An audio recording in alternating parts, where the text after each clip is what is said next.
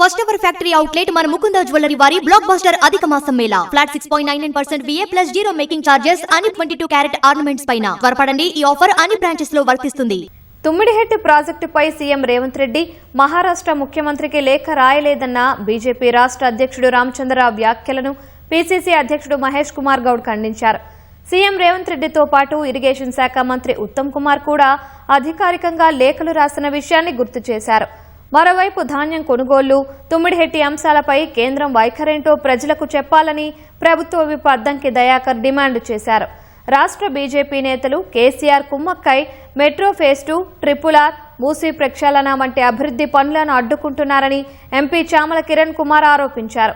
ధాన్యం కొనుగోళ్లలో రామచంద్రరావు రాజకీయాలు మానుకొని నిర్మాణాత్మకంగా వ్యవహరించాలని చామల కిరణ్ కుమార్ రెడ్డి హితవు పలికారు.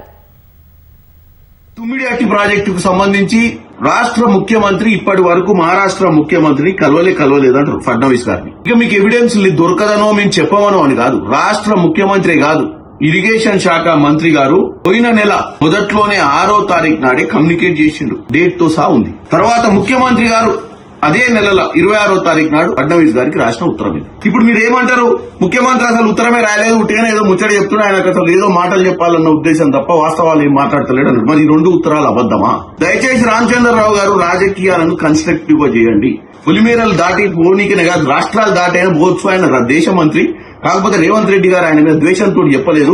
ఆడ పోయి కాళ్ళల్లో కర్రలేసే విధంగా వాళ్ళకి అపాయింట్మెంట్ ఇవ్వద్దని చెప్పొద్దని చెప్పకండి. ఎందుకంటే ప్రజలకు అర్థమవుతుంది ఆయన పోయి మెట్రో వద్దని చెప్తుండు, ట్రిపుల్ ఆర్ వద్దని చెప్తుండు, రావాల్సిన ఎన్ని ఆపుతుండు అనేది మేము చెప్పేది. ఎందుకంటే కేసీఆర్ తోటి మంతనాలు చేసి ఈ రాష్ట్రంలో కాంగ్రెస్ హయాంలో ఏం జరగొద్దన్న దరిద్రపు ఆలోచనతో ముందుకు పోద్దని తెలియజేయండి.